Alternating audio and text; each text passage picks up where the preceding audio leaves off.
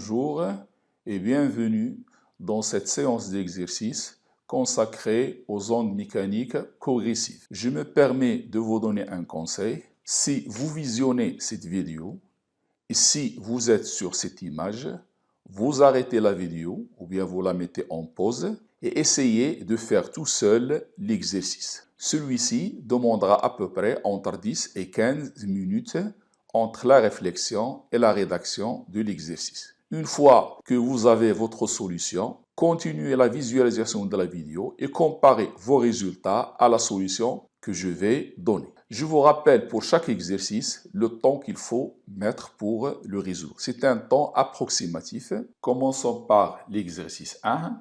La figure ci-dessous montre une onde transversale qui se propage le long d'une corde avec une célérité V égale à 4 mètres par seconde. Ce schéma représente une onde qui se propage sur une corde avec une célérité de 4 mètres par seconde.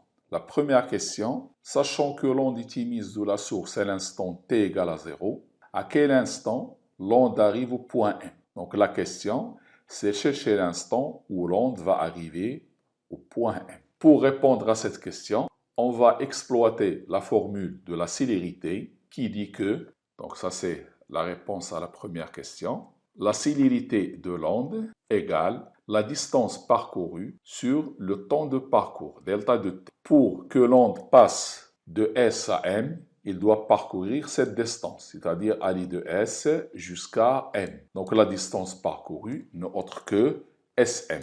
Donc j'écris égale Sm sur delta de t. Le delta de t, c'est la différence du temps entre l'arrivée au point M, Tm, moins le temps de départ de S, T0. Or, d'après l'énoncé, on a dit que le temps ou bien l'instant de départ de la source est considéré comme origine des temps, c'est-à-dire que t égale à 0. Donc, T0, je dois le mettre égal à 0. Il est nul. Ça veut dire que le Tm qui reste n'est autre que la distance Sm divisée par la célérité V. Faisons l'application numérique. Donc, l'instant d'arrivée au point M égale la distance Sm, on va la calculer à partir du graphe. Sur ce graphe, j'ai un axe des abscisses où S est à l'abscisse 0 et M est à l'abscisse 8. Donc la distance entre S et M, c'est 8 mètres. Et la célérité, c'était 4. Donc l'arrivée de l'onde sera à l'instant t égale 2 secondes. Deuxièmement, déterminer la longueur de la perturbation sur la corde, en déduire la durée du mouvement de M. On sait bien que lorsque l'onde va arriver en M, le point M va bouger verticalement, puis à la fin, lorsque l'onde va passer, il va reprendre sa place initiale. On nous demande de déterminer la durée de ce mouvement. Et ceci grâce à la détermination de la longueur de la perturbation sur la corde. Donc la longueur de la perturbation sur la corde, je peux la déterminer directement. C'est la distance entre ce point et celui-là. En mesurant cette distance-là, c'est la longueur de la perturbation.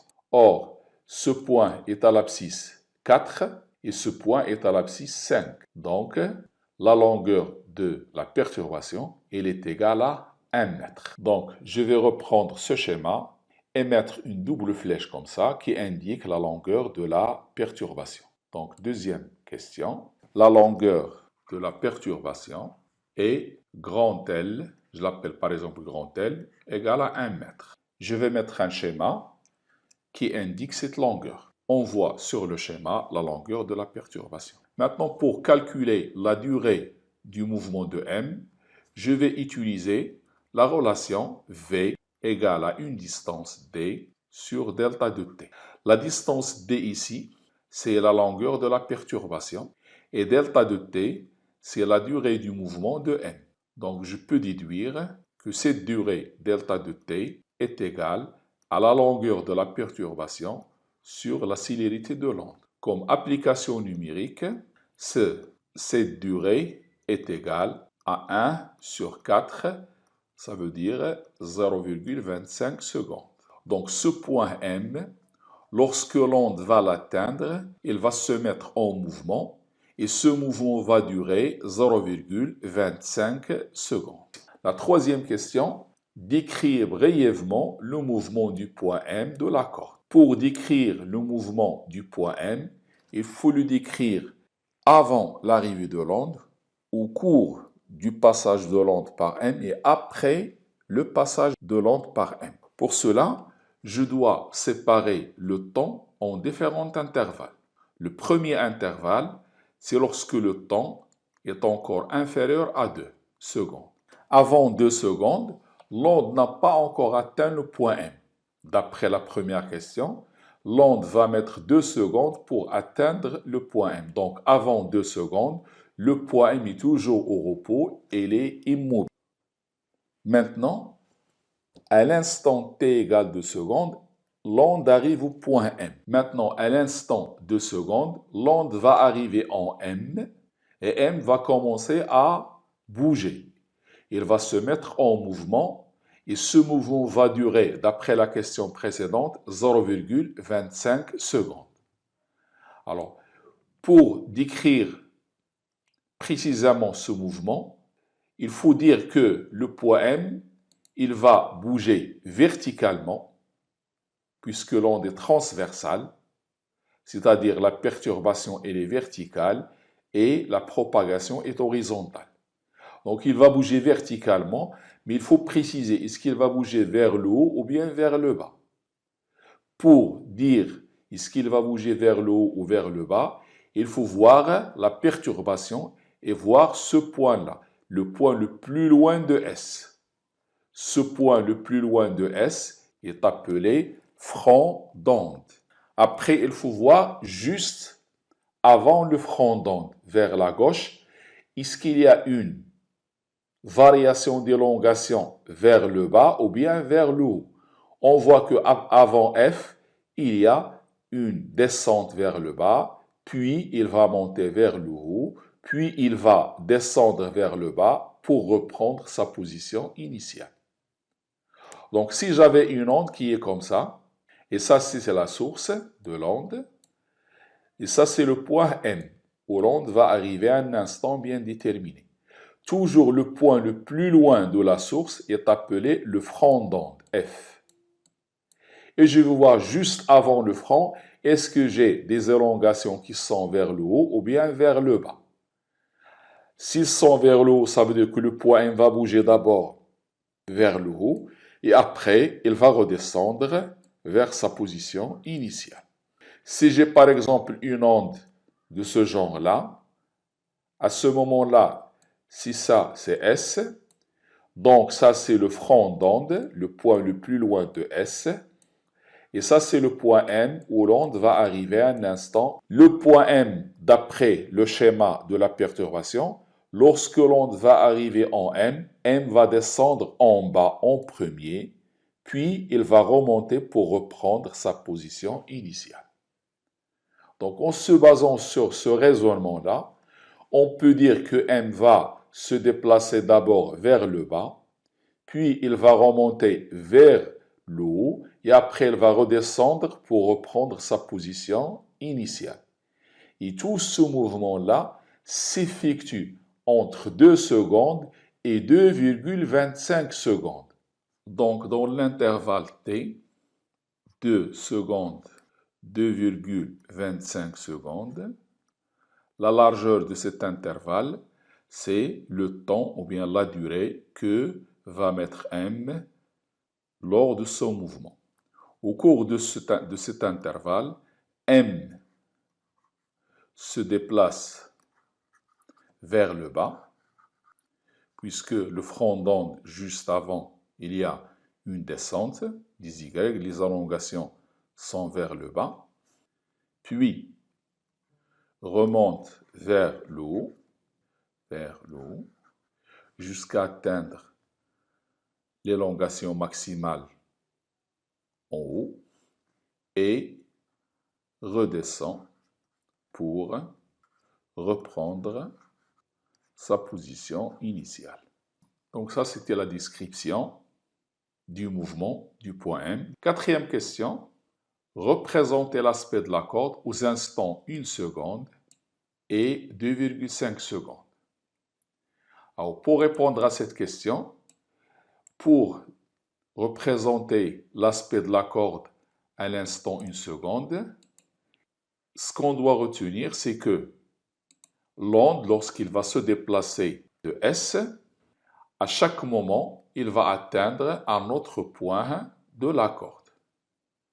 Maintenant, pour voir où se trouve l'onde à l'instant 1 seconde, on va calculer la distance parcourue par cette onde à l'instant t égale à 1 seconde. Et je vais déplacer la perturbation à partir de S de la distance trouvée. Donc, quatrième question, calculons D1 parcouru par l'onde à t égale 1 seconde. Pour faire ce calcul, il suffit d'écrire V égale à la distance sur le temps et de déduire cette distance que j'appelle D1, c'est V fois delta de t. Comme application numérique, c'est 4 fois 1, c'est 4 mètres. Donc à l'instant 1 seconde, et plus précisément, le front d'onde se trouve à 4 mètres de S. Donc je vais tracer la corde et je vais mettre cette perturbation sur la corde à condition que le front d'onde soit situé à 4 mètres de S. Que l'onde à l'instant 1 seconde se trouve éloigné de la source de 4 mètres. C'est-à-dire que le front d'onde se trouve à l'abscisse 4 mètres. Pour déterminer l'aspect de la corde à l'instant 2,5 secondes, je refais le même calcul, c'est-à-dire je calcule la distance parcourue par l'onde pendant la durée de 2,5 secondes, égale à 10 mètres. Donc le front d'onde, F, est à 10 mètres de la source. F sera au point d'abscisse x égale à 10 mètres, comme le montre ce schéma. Donc vous voyez que sur le schéma, j'ai translaté la perturbation à partir de S de 10 mètres. Pour le schéma précédent, j'ai translaté l'onde de S de 4 mètres. Passons au deuxième exercice de cette série. Cet exercice demande lui aussi entre 10 et 15 minutes maximum. La figure suivante montre deux images d'un ressort sur lequel se propage une onde mécanique. Sachant que la durée séparant la prise de deux images est de 85 millisecondes. Donc, brièvement, la durée entre les deux images, c'est delta de t égale 85 millisecondes. Première question, quelle est la nature de l'onde qui se propage le long du ressort? Comme on voit ici, pour créer une onde sur ce ressort, il a fallu comprimer les spires du ressort. Donc la compression se fait d'une façon horizontale. Et on voit que entre la première et la deuxième image, la compression s'est déplacée sur le ressort pour occuper une autre position. Donc le déplacement se fait aussi horizontalement. Donc cette onde est une onde mécanique longitudinale, parce que la direction de la propagation est parallèle à celle de la perturbation. Donc, on écrit l'onde est longitudinale. Si on nous demande de justifier la réponse, on ajoute car la direction de la propagation et la direction de la perturbation sont parallèles. La deuxième question, calculer la distance franchie par l'onde au cours de la durée delta de t. Je vais prendre un point de la zone de compression sur la première image et prendre son équivalent sur la deuxième image. Par exemple, prenons ce point, c'est-à-dire la dernière spire de la compression qui se trouve sur cette position sur la première image. Sur la deuxième image, le point équivalent de A se trouve en cette position-là. Donc, au bout de delta de t 85 millisecondes, l'onde a parcouru cette distance-là. Cette distance en carreaux, ça correspond à 10 carreaux, c'est-à-dire 10 divisions ici sur le schéma. Donc, je vais écrire que la distance D, pour la deuxième question, deuxièmement, D égale 10 divisions. Pour moi, la division, c'est un carreau ici. Alors, comment rendre ces divisions en centimètres? J'ai ici une échelle qui me dit que 7 carreaux, ça correspond à 100 centimètres. Donc, en utilisant la règle de proportionnalité, appelée aussi la règle de 3, je peux écrire 100 centimètres correspond à 7 divisions. Alors, combien de centimètres qui correspond à 10 divisions? Faisons le calcul, on trouve que D, elle est égale à 100 cm fois 10 sur 7, 142,86. Si je veux respecter la règle des chiffres significatifs, j'ai ici 3 chiffres significatifs, donc ceci, je vais l'approcher à 143 cm. C'est-à-dire que la distance parcourue en mètres, c'est 1,43 mètres. La troisième question, calculer la vitesse de propagation de l'onde. Pour cette question, c'est facile. On va appliquer la relation donnant la célérité, c'est la distance d sur delta de t. La distance parcourue ici, c'est 1,43 mètres sur 85 millisecondes. Mais il faut la convertir en secondes. Ça fera donc 85 10 puissance moins 3. On trouve 16,8 mètres par seconde. En respectant les chiffres significatifs, ce résultat doit être donné avec 2 chiffres significatifs et en écriture scientifique. Donc ceci est égal à 1,7 10 puissance 1 mètres par seconde. Donc cet exercice, elle est consacrée aux ondes longitudinales, comme exemple, une onde sur le ressort. Passons à l'exercice 3, qui demande à peu près entre 15 et 20 minutes de temps de résolution. La figure ci-contre montre 2 images d'une déformation qui se propage sur une corde. Petit a, quelle est la nature de l'onde qui se propage sur la corde? Justifie la réponse.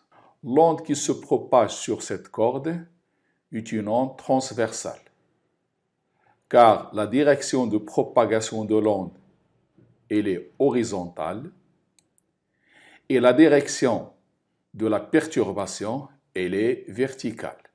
Lorsqu'on veut créer cette perturbation sur la corde, on déplace la corde verticalement et la perturbation se propage horizontalement. Donc les deux directions sont perpendiculaires, il s'agit bien d'une onde transversale.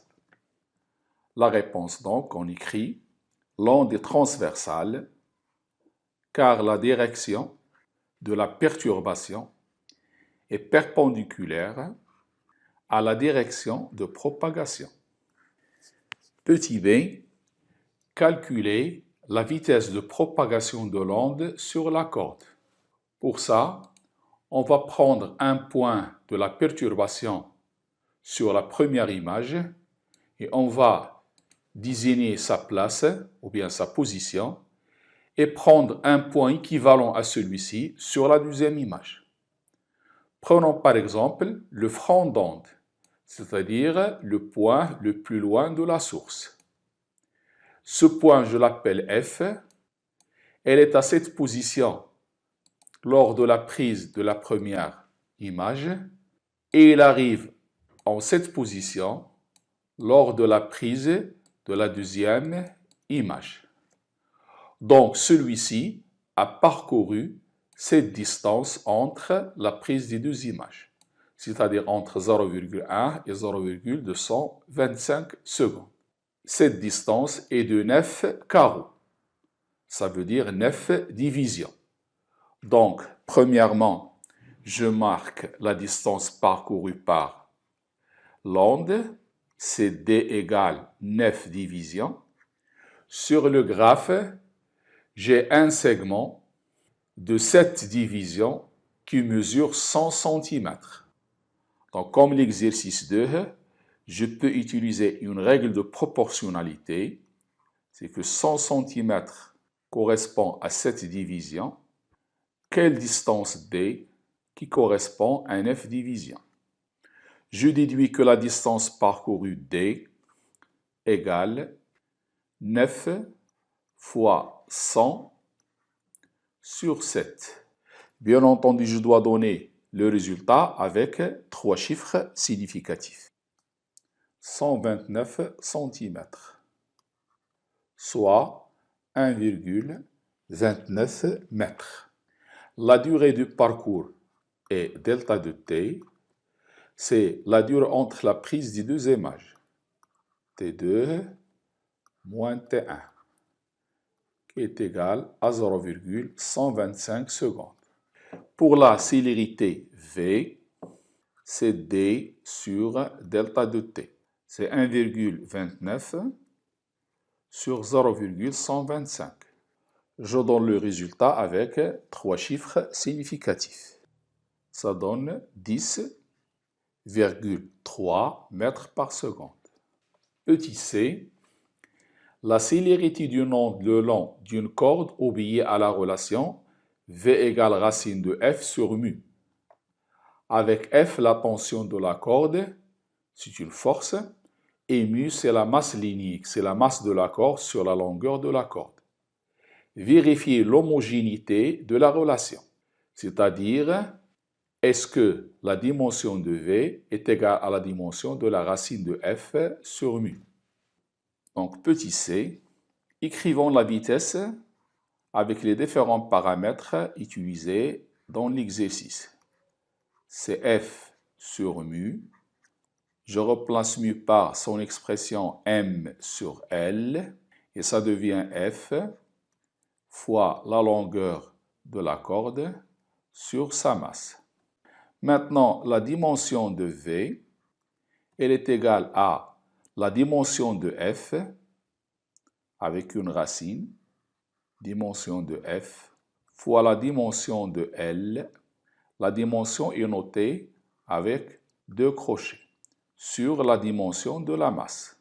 La dimension de F, c'est une masse, dimension d'une masse, fois une longueur, fois un T-2.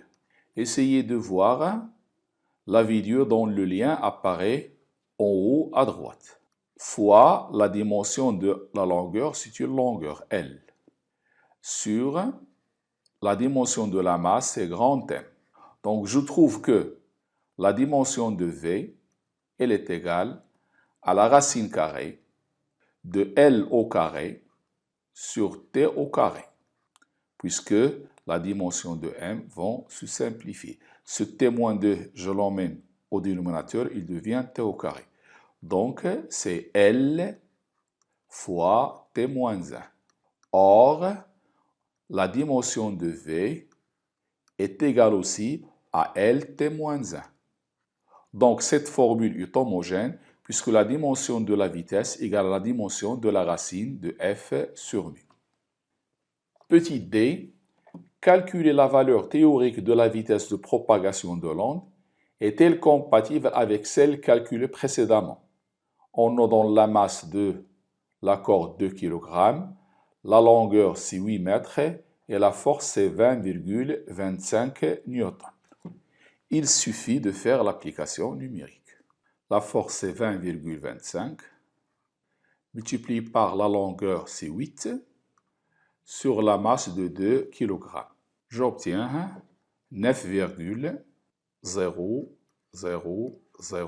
mètres par seconde, car je dois donner le résultat avec 4 chiffres significatifs. Ces deux résultats sont-ils compatibles? Oui, expérimentalement, je peux considérer que 10, c'est pratiquement la même valeur que 9 en ce qui concerne les mesures de la célérité. Car le premier résultat, il est entaché de 2 erreurs. L'erreur du calcul de la distance de la figure et l'erreur commise par le chronomètre. Donc la valeur expérimentale est compatible avec la valeur théorique. Les deux valeurs sont compatibles. La dernière question, comment doit-on modifier F, la tension de la corde, pour doubler la célérité de l'onde? On ne demande pas de calculer F, mais comment on doit la modifier? Est-ce qu'on doit la doubler, la diviser par 2, la tripler pour avoir la célérité double que la première? Donc on va écrire la réponse de E. Je veux que la nouvelle vitesse V' soit égale au double de la vitesse précédente. Donc, la racine de la nouvelle force F' sur la même masse linéique, puisque la corde n'a pas changé, doit être égale à 2 fois la racine carrée de F précédente sur mu. Si j'élève au carré, j'obtiens F' sur mu égale 4F sur mu. Enfin, la nouvelle force F' doit être égale à 4 fois F. Donc il faut quadrupler la force pour avoir une vitesse double que la vitesse précédente.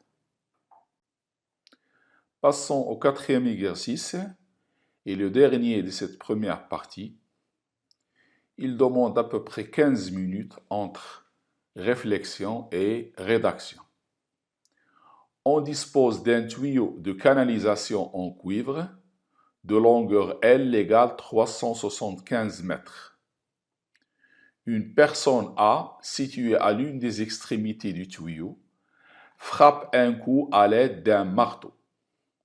Une seconde personne B, située à l'autre extrémité du tuyau, perçoit 2 coups décalés d'une durée de temps égale à 1,0 secondes. Première question, pourquoi entend-on 2 coups décalés? Donc, premièrement, je pose d'abord le schéma qui résume la situation. C'est celui-là. On a un tuyau de canalisation de longueur L constitué du cuivre. C'est le métal qui constitue le tuyau. Il y a un marteau qui frappe en A et une personne qui entend le coup frappé en A. Alors, cette personne perçoit 2 coups. On veut expliquer pourquoi cette personne perçoit 2 coups au lieu d'un seul donné par le marteau. À savoir ici que le son émis par le choc du marteau avec le tuyau de cuivre va se propager dans le cuivre et va se propager aussi dans l'air qui est à l'intérieur du tuyau de cuivre. Donc, ces ondes sonores se propagent dans 2 milieux différents, donc avec 2 vitesses différentes. Ce qui veut dire que les 2 ondes sonores ne vont pas arriver en même temps en B. Donc, il y a d'abord l'onde dont le métal qui est plus rapide va arriver la première, puis l'onde qui se propage dans l'air la deuxième. Ils sont décalés de 1 seconde de retard. Donc, la réponse est la suivante.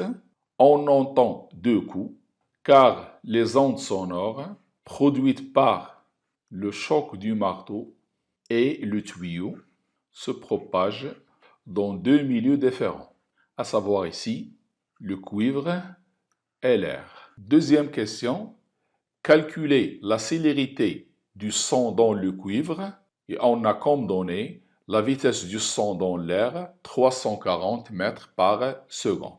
Premièrement, on sait que la vitesse du son dans les métaux est supérieure à la vitesse du son dans les gaz. La vitesse dans le cuivre des ondes sonores est supérieure à la vitesse des ondes sonores dans l'air.